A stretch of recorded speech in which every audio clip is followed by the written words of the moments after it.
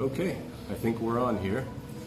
All right, so, yeah, go ahead. We were just talking about guiris, which I don't actually know what the origin of it is. Well, if you're sitting at a table somewhere in Barcelona and you hear people referring to you or looking at you and using the word guiri, you're probably doing something wrong.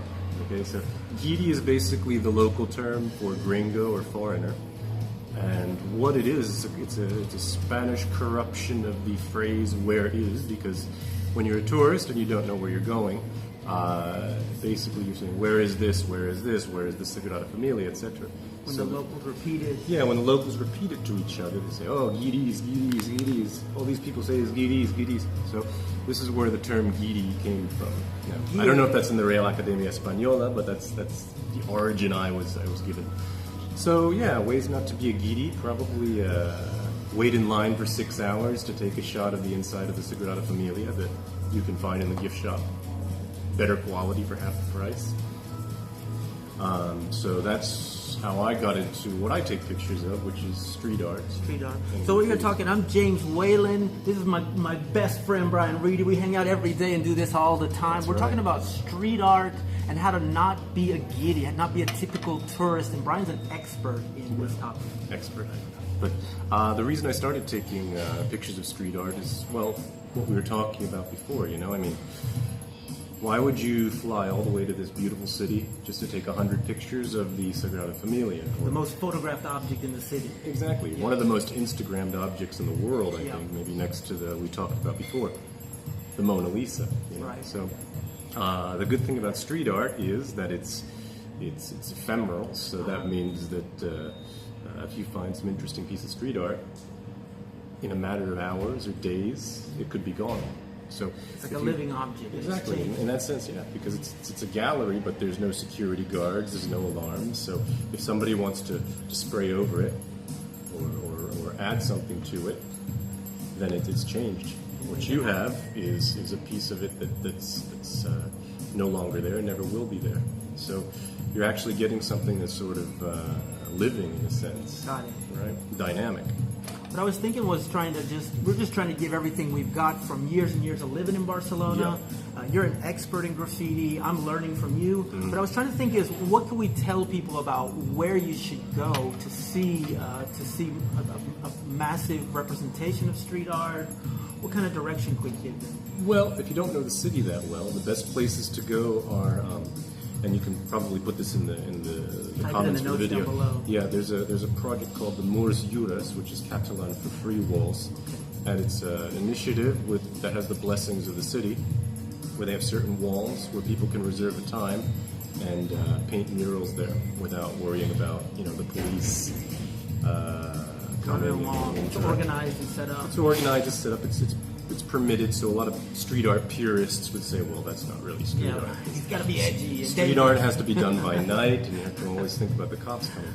But it also gives artists a chance to create in a more relaxed setting. So you'll see some really interesting mural work. Cool. You'll also see a lot, I'm not going to say junk, because nothing's really junk, but you'll also see a lot of stuff that maybe isn't to my tastes. Right.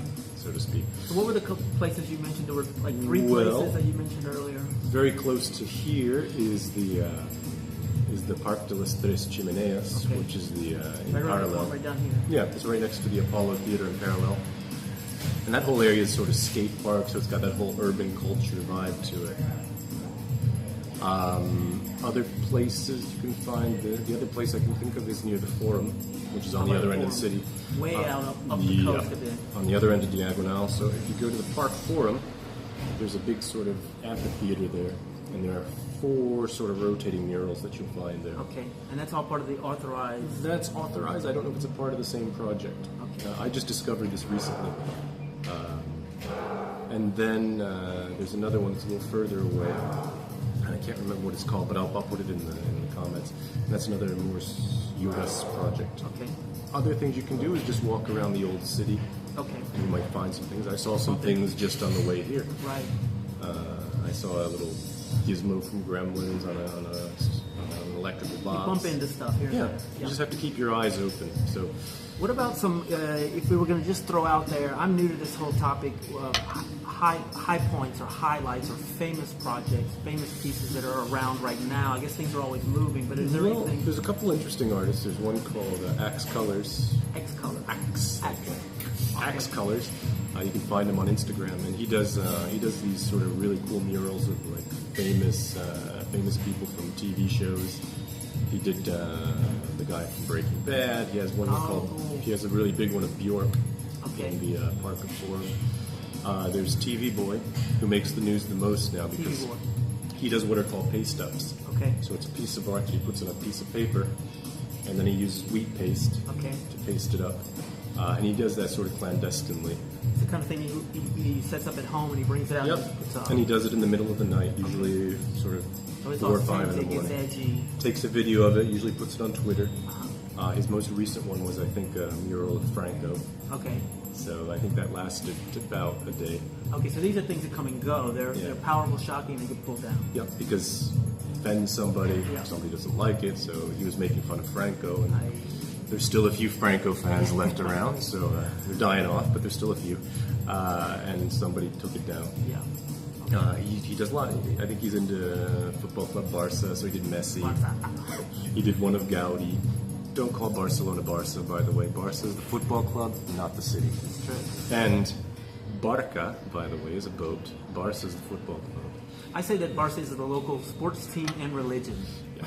If you want to say the short version for Barcelona that locals use, it's Barna. Barna, yeah. I say, yeah. What about this? Any just overall heads up about what somebody's out wanting to photograph things or just want to find some graffiti? Any just like what should I not do, do's and don'ts? I don't know anything that. From a photography point of view, I'm not a photographer or an artist, but I find I get the best shots sometimes on cloudy days. Cloudy day. Yeah, because the thing is, when you go to some of these places, you get the shadows from the trees. Yes, shadows. So you get this really weird tree shadow, or you get the backlight. And because we got so much sun here in Barcelona, the backlight can ruin a shot. Right. It can be your biggest enemy. Yeah. So I find I think sometimes a cloudy day gives better sort of color. Okay. What we were talking about before, just be careful with your equipment. Be careful. Yeah, because Pickpocketing is a big problem in general. Pickpocketing is a big problem. It's not dangerous. It's not violent. Absolutely. It's nothing personal against you from the. It's not an American city, right? No, you know, you're probably 10 times as likely to get robbed here as you would be in New York.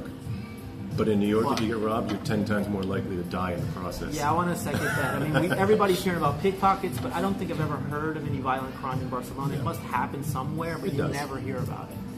Compared to what goes on in American City, I grew up in New Orleans. I think right now it's one of the most violent cities in the U.S. Barcelona is a safe place. Don't get scared off. No, and don't get violent with the thieves. If you get violent with the thieves, you're going to get arrested. Ooh.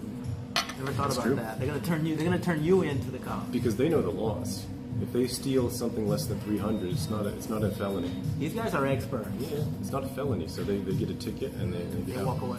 If you commit an act of violence, that's automatically a felony. Wow. So, be careful. These guys are hardest working thieves. Yeah. I've mentioned this in another video. They stole my bicycle helmet while I was carrying it in the metro. Dude, that is skill. It's dedication. They went to school. They got a master's degree in this stuff. Well, they used to. Do you know that years and years ago, I think back in the 90s, Barcelona was used as sort of the school for pickpockets. Really? Yep. Didn't know that. I don't know if it was the 90s, the 2000s. It was the Ramblas in this area was used as a campus to teach people how to pickpocket. Yeah. So. And now it's all of those generations have grown up and are raising younger. Well, even at the American consulate, I don't know how often you've gone up there, but there are days when you can find there's like a special window dedicated to people who had their passports stolen. Pickpocket problems. So, but on the good side, they're very well prepared at the American consulate if you get your passport stolen. Cool. From what I've heard. Cool. That's all I've got. Just walking through this. This is James Whalen. I'm Brian Reedy, and we're here at the lovely Brummel Hotel, the Hotel Brummel, which is at the top of Noya de Rambla. So I've stayed here at night. I've gone to some events here. Definitely recommend it. Yeah, it's a beautiful place. Beautiful environment we're in. Okay, so signing off. Thank you guys so much.